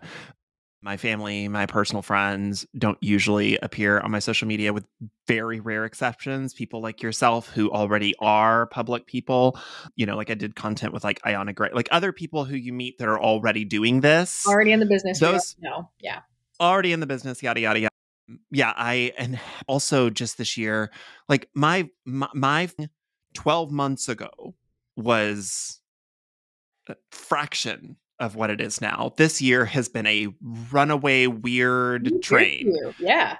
The stuff that has happened to me this year is just bonkers bizarre to me, in lots of good ways, but in some terrifying ways too, because I have had more eyeballs on me this year than I've ever had in my entire life, many times over. Like, wasn't just once, it happened many, many, and it was weird because you use people zooming in on your photos and zooming in on your videos and pausing things and re-editing you and like writing articles about you. And it's just, I don't know, it's just, am I like terribly famous? No, but it to be like perceived like that, and like people talk about you in your comments as though you're an object. Yeah. You're not there, as though you're not receiving them back. As though you're not the one reading all of these, as though I'm not on my couch watching Selling Sunset, reading all these comments. I feel like every platform has a tipping point. And once you reach that tipping point of the number of followers, you cannot behave like a normal person anymore. You have to start behaving like a public figure. I feel like at Twitter, that happened at about 10,000. 10,000. Instagram, I would say it happens at about 100,000. I had to start that happened significantly less. Yeah. Okay. I was going to say like 20 to 50, 20 to 50,000, 100,000 on TikTok. 20 to, 100,000 on TikTok, just because TikTok's numbers for a while this year, it's not as much, but for a while they were very overinflated. Also, people in their content, like people are scrolling through. Yeah. They're not finding you from your page. So like Instagram, people will go to your grid and check you out. Yes. TikTok, people find you by accident. So yeah, Instagram, the number is lower. Like it used to be around 10,000, and then the algorithm changed a little bit. And now I would say it's probably 20 to 50,000 when you kind of have to start thinking, okay, how much of me can I be? Yeah. Or at least that's about the number when I started those questions. Like I went back through and I was like, oh, I've posted photos of my nieces before. Maybe I go take those down. I've posted, like there's just some stuff that like, I just don't. Thresholds and risk categories will be very different for people of color than they'll be for either me or Don. Yes. And they're typically pretty different for women than they are for men. They're different for queer people than they are for straight people. Like discomfort will set in at asymmetrical times. Yeah. Yeah. But yeah, it's weird thing whenever you have to start going, oh, like, this was the first year where I was like, I can't just post a photo of my dog or a video with my cat or something because people, suddenly it's a much different audience than I've ever had, a much bigger audience. And it's like, oh, you're abusing that cat. Oh, you're abusing. And it's like, you can't just post cute photos of your dog or your cat anymore. Cause like somebody's going to accuse you of animal abuse. And I'm just like, even though their opinion does nothing, it just sucks to read. It's still, especially if you have to read it in huge numbers. Like, like hearing it once is one thing, hearing it 70,000 times. Literally, even if it's completely untrue. It's wearing. Yes. Yeah. So, yeah, it's like you talked about, there are thresholds whenever you start like, okay, yeah, I have some considerations that I need to make, but also, there's the benefits of it because Jinx Monsoon came to my house last week. Ellen DeGeneres, I'm the only non-Ellen DeGeneres content on the Ellen DeGeneres feed, which I feel like would have been a much bigger flex once upon a time. But like it's not nothing. It's still huge exposure. It's crazy. Like, I don't know, just lots of like, just the people that like know who I am now and are in conversation with me and and talk about me in other rooms. Jerry Saltz asked Sharon Stone a question that he sourced from me. Hey, that's awesome. He was like, "Hey, I'm interviewing Sharon Stone. You ask really good questions. I'd love to pass one along." That's so cool. That's so cool. Like, no, I mean, Sharon Stone, if you're listening, I do I'm sure ask good your show. questions. Yeah, you ask good questions. I do ask good questions. What for you? So we did talk kind of at the top about the shift from authors getting to be a black and white photo in the back of the book to having to become influencers. Yeah.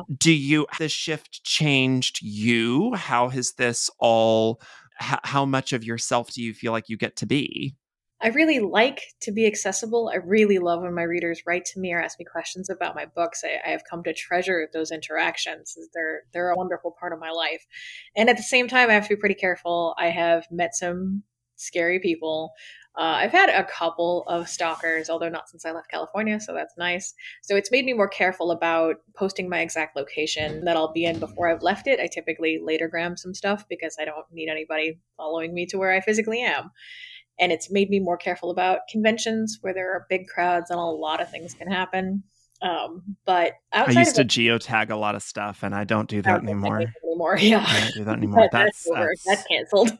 Yeah, but I want to stay as accessible as I can be, and it's a constant strain to figure out like what is the safe amount of myself to perform and open to people telling me what they think of me. And I, for the record, love when someone says, I read your book, it changed my life, or I gave it to my mom. Like all those things are so welcome. But every of those is one deeply personal comment on what I look like or what someone would like to do to me. And it doesn't seem to be any way to filter that out. And if I'm accessible to one, I end up accessible to the other. So I have been figuring that out. I don't have as large an audience on social media as you do, so I have had more time and space to figure it out, which has been great. And I've tried to stay concerned with, I'm not saying online life is not real life, but I've tried to stay concerned with my physical safety more than I am about, because I'm really good at not reading the comments and breezing past the dumb shit people say. You're the 45th person today tell me I'm fat. Take a number. This guy sounds gay. Really? Shocking. Are you shocked? Yeah. Oh my God. Dawn, I think. That's revolutionary. Revolutionary you're doing here, bud.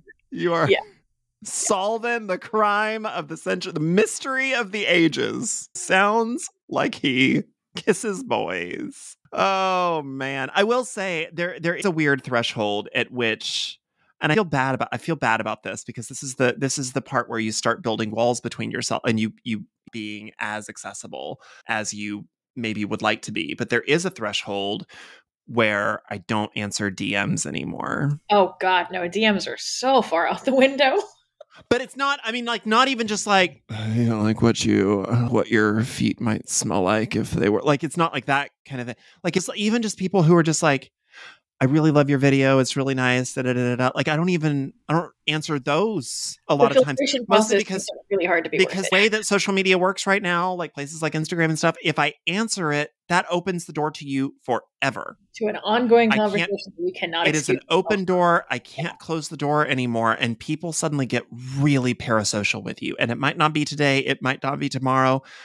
But if I do not know you or we are not in like mutual conversation, if you're just like a fan, and I hate saying it like that because it feels weird to feel like fan is the right word for somebody. But like, if you're just like a fan, you're probably you cross the line at some point. You will ask an overly personal question because you think you can. Say an overly personal comment. You'll share something overly personal that just shouldn't. You should tell. I want to receive that, so I just don't answer DMs anymore. And that happened around that 20 to 50,000 mark. But it's just like once you open that door, and you would start getting people become invasive, and it's like, oh God, we are not. I genuinely like. I'd love to get to the level where I could have a team, or like one person. Yeah, but that's zeros at the end of your social media away. that's followers. Then you're probably made enough money. You have a social media manager. Very different. All right. So very different. along the same lines, when you're thinking about the people who watch your content or read your books, you ask the question, is imagining your audience a necessary part of your writing process? Do you like always thinking about the way people will see what you're creating? I saw this question and I was really excited for both of us to answer this because I think that this is a really good question Great in a question. roundabout way to talk about writers needing to figure out who their audience is. Because the question a lot of times comes up, who is the reader? Who is your reader? Who is your viewer? Who is your listener? Who is your whatever? And a lot of times the author says, well, me. And they don't, it's like, yes, we all write for ourselves, but that Totally, is yeah. actually, that is like, I talked to you earlier this year and I said, oh, well, my fiction is for disillusioned kids who grew up reading superhero fiction only to become an adult and realize nobody is coming to save them. Like, Yeah. or young queer kids who grew up on superhero fiction and grew up realizing nobody's coming to save them. And it's like, that's my reader. Yeah. And it's not is the smallest audience, it's not the broadest audience, but that is who I know is going to pick up my stuff. And if you say, well, me and my friend, like I urge to say it's me. I get that.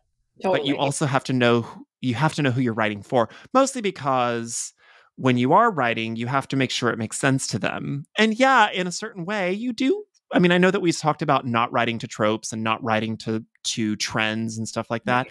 Yeah. But I do want to make sure that I'm writing something that I would want to read, that I think other people would want to read, Yes. that says something different than other things in the landscape, but isn't so wildly different that somebody couldn't put it on a shelf somewhere.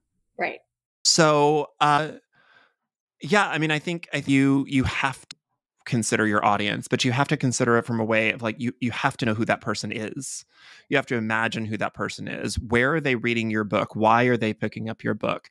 And I think that that's important for you to know, like, if you have the kind of authorial voice that lends itself to wit and quips and yada, yada, yada, Mm-hmm. don't run away from that. Don't try to fit into a different kind of stuff. If you're going to write a thriller, there's thrillers that are quippy thrillers. I'd love a Totally. quippy thriller. People Find love. that. Do Yeah. that. If you're cinematic, great. Write that stuff. It's good. It's great. It's awesome. But you have to keep your audience, your reader in mind. You have to know who that person is. What about you? I really love the idea of writing for myself, and I do. Like every book I have written is a book that I Sure. wished existed on the shelf. I went looking for that book and I didn't have it, so I had to write it. That is 100% true. And at the same time, I try to picture someone I actually know, not a fictional person, not a bad faith reader, not the worst fucking person on Reddit, but someone who I'm actually acquainted with, who I can imagine how they think and what they've already enjoyed. And I think I'm writing this for Shannon, or I'm writing this one for Melissa, or I'm writing this one for Jackie. Like there is a real person in my mind, and I think, what books do they love? How can I write a thing that they would love? And that works much better for me than assuming a hostile audience or an unknowable audience. I pick someone who is knowable and I write them a present.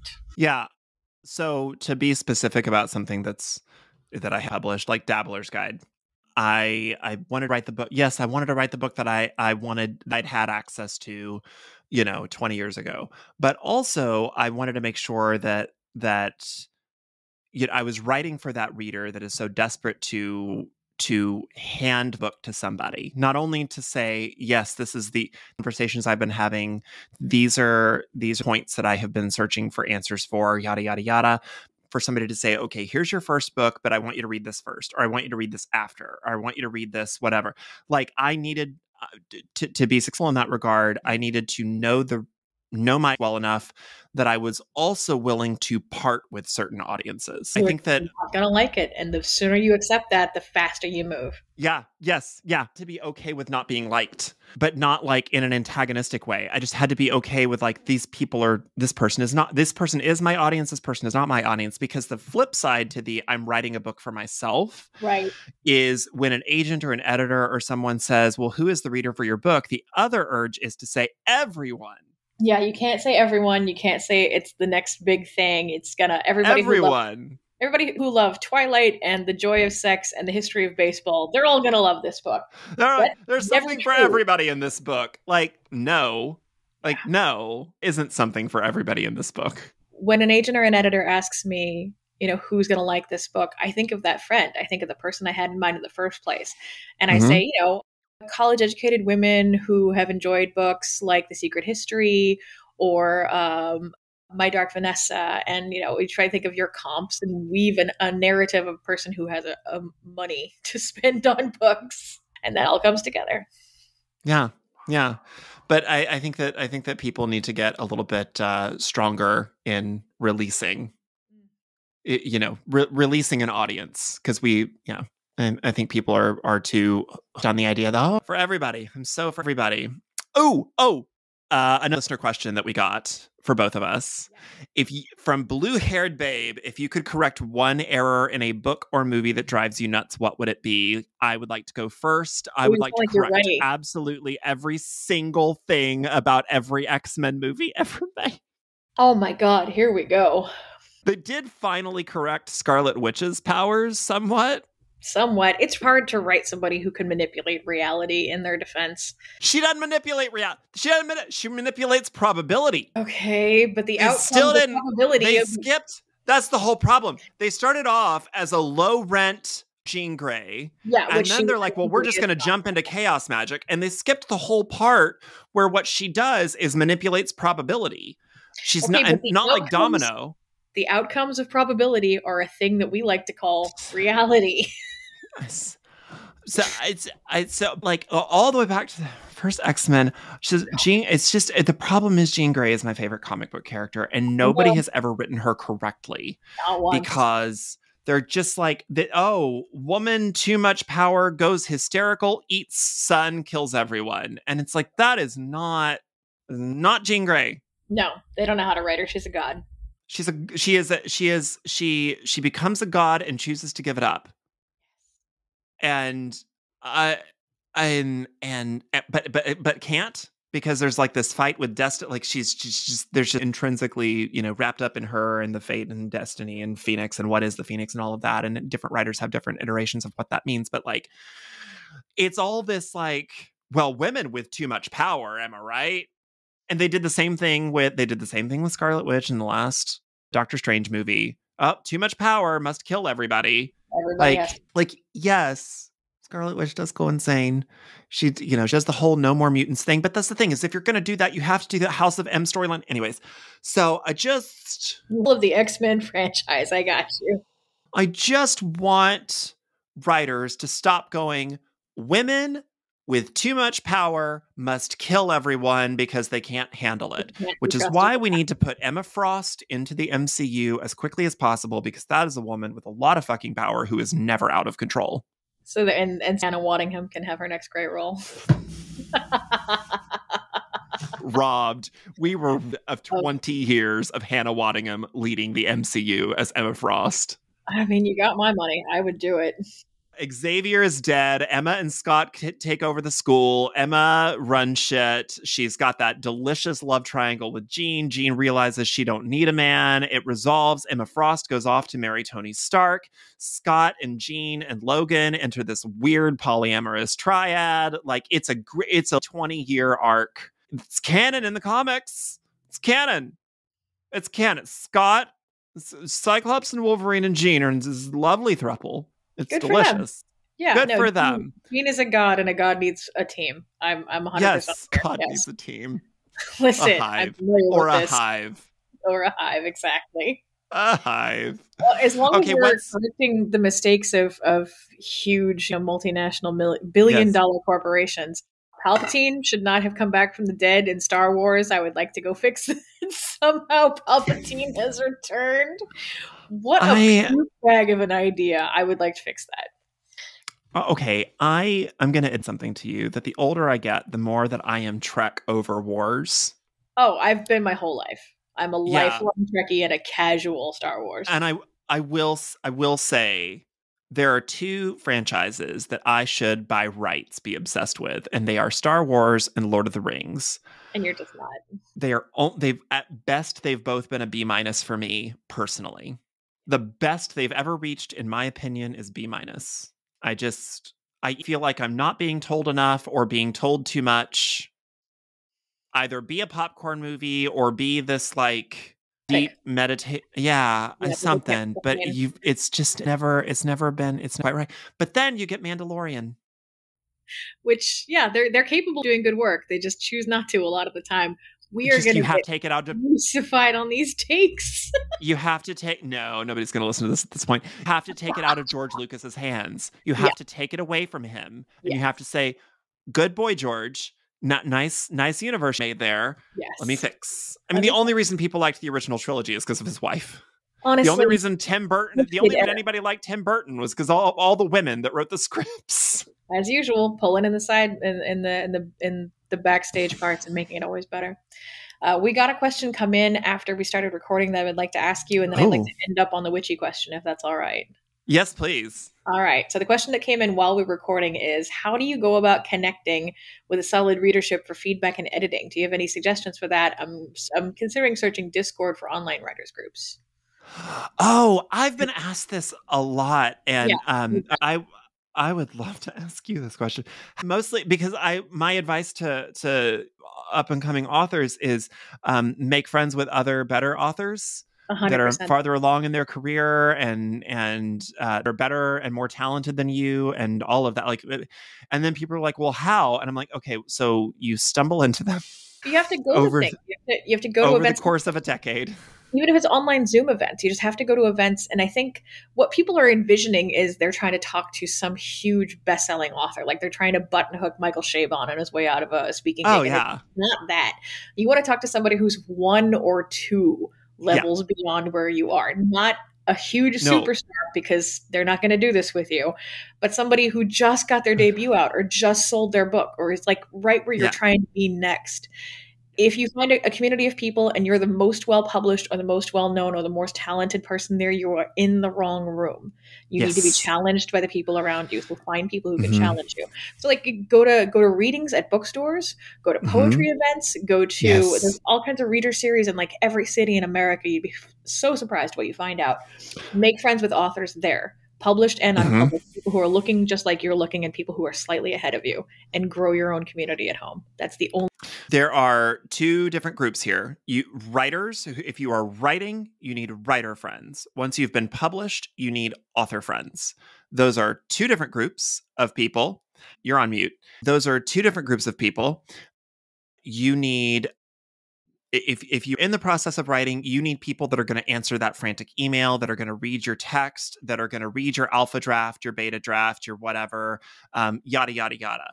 Times those cannot be your author friends because they are probably also very busy and they already have their own writer friends, and you're probably going to be part of that group at least for not a very long time, and nor would you want to. I mean, like I'm friends with others I mean, I just don't know that I don't know that I could offer them anything.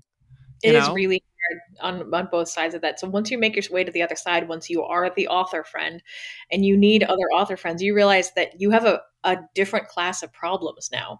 And you can't ever complain to your unpublished friends that you don't like the deal that you got, or that you don't like your PR, or that you got a bad book cover, because all they can hear is, I have a book deal. It's just you crowing about your book deal, and your problems are real.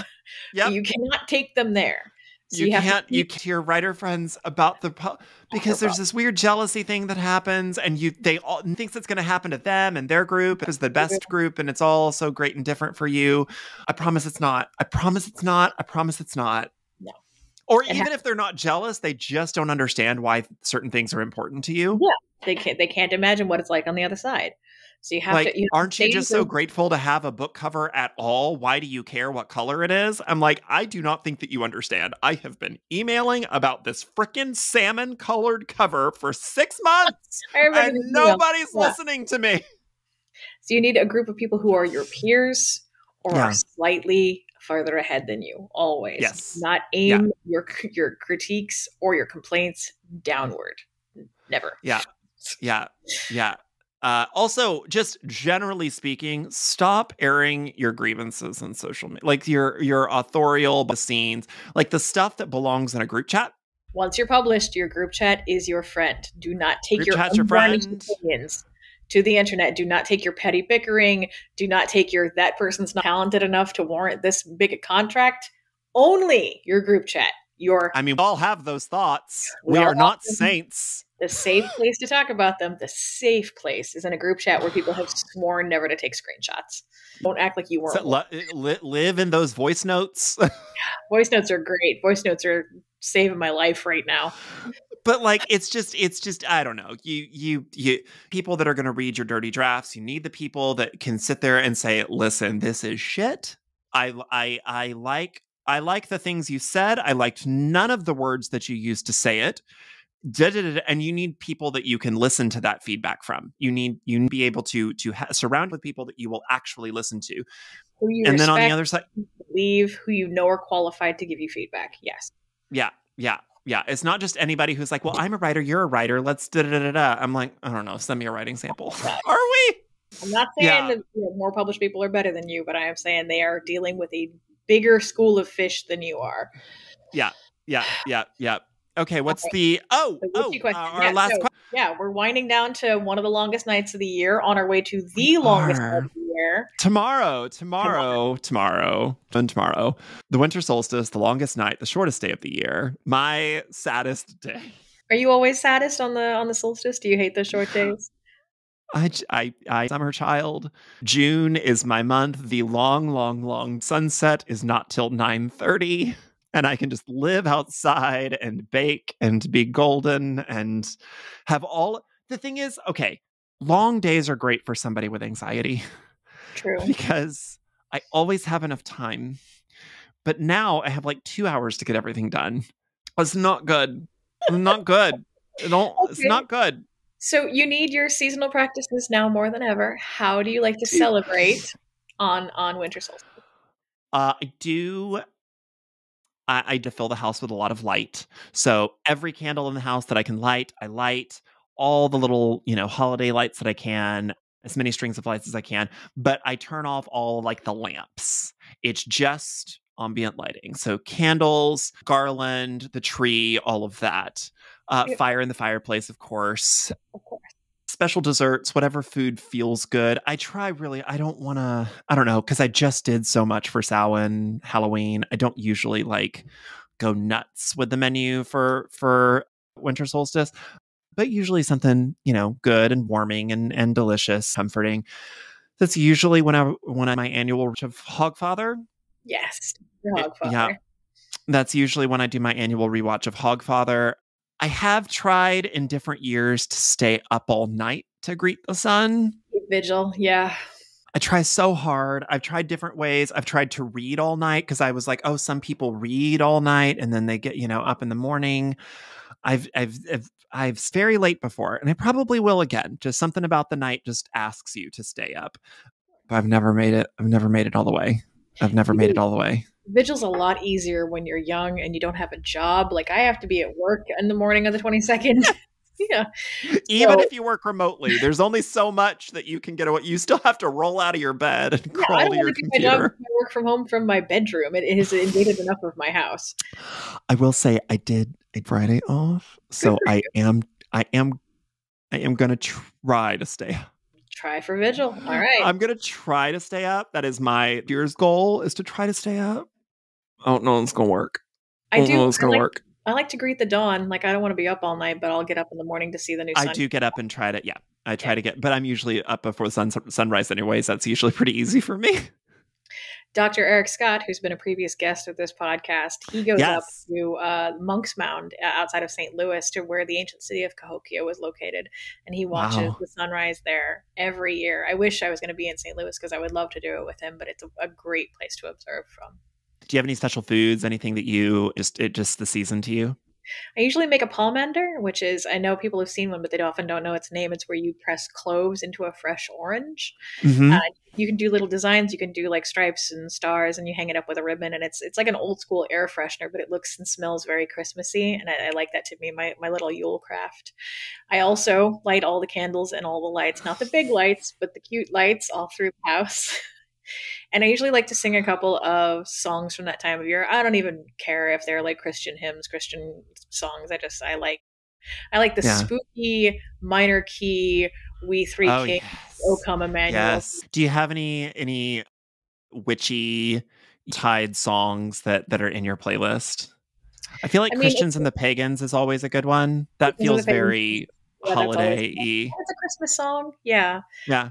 There's an English Christmas song called "In the Bleak Midwinter" that I really like, and only the last like couple verses are about Jesus. It's mostly about like finding community in the darkest parts of the year and trying to figure out how to give something when almost everything is frozen and used up, and you're trying to make it to spring. So I really love that one.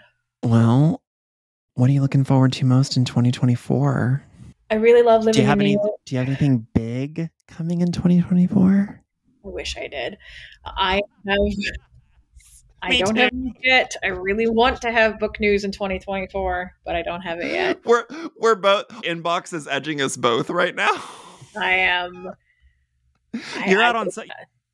Not yet. No, I'm not. Oh, I thought you were. I thought you just went on sub. I'm very frustrated, but no, I know you're out on sub. I hope you have big news soon. I have a ton of work that I want my agent to sell. I hope to have big news in 2024. You will. You will. The movie for Book of the Unnamed Midwife is going to finally get out of those movie rights are going to get off a shelf somewhere. People are going to be looking for the next big franchise. Yes. We're not with dystopia quite yet. We're really not. It just keeps coming. So the Midwife could absolutely get made. Yeah, I would love. You're going to be seeing wooden bellies at. We're going to make one out of cardboard because it's a lot easier. Oh well, this has been so much fun. Yes, this has been really a great talk. Thank you so much for having me. I have enjoyed burning down 2023 with you. Real quick, what is just one thing that if you could speak it into existence right now and make it go away forever in 2023? What's that one thing? What's the one thing you could speak into existence and just make that thing go away? I'm going to give you a second to think, and I'm going to say rich 19-year-olds that live at home but make Fitstagram accounts that are like, if I can do it, why can't you, fatty? And yeah, I want all of those to disappear immediately off of the face of the earth. I would like a meteor to come only to those houses. I really like that. I mean, it feels really small and selfish not to say, terribly bloody global conflict, because there are several wars that I would like to end this year. Today would be great, actually, just knock off before the holiday and not return in 2024. I've been so terrorized by the image of war and genocide in 2023. I can't anymore. Every morning, when I turn on the news, it's horrifying. Then like, what do you and I do? What do we do? What are we supposed to do? Like, other than like, oh, let's keep awareness. Yeah, I feel really aware. Congrats, everybody. I'm really aware. Very incredibly aware, and everybody that I feel helpless and awful and terrible, which is kind of a running theme for 2023. Is let's leave that. Let's leave feeling helpless in 2023. Feeling helpless and awful and terrible in 2023. 2024 is when we are empowered. Love that. We're gonna be Meg Elison, multi-award winning author of all of the best books and writer of the best writing style that just folks, if you haven't read a Meg Elison book yet, just go read Number One Fan, go read Find Layla, go read the Book of the Unnamed Midwife and the Road to Nowhere trilogy, go read her short story collection. I pray to anything that will listen to the tentacled beasts in the sea and the nameless things under the mountains. All of them. I pray to all of them that it could one day just have a tenth of the gripping writing style that you have. Because I hate you so much. No matter what you send me, I just I read a page, and then suddenly it's Thursday. And I'm like, what the hell happened? I've read a lot of your unpublished fiction, Don, and I cannot wait until it's out in the world.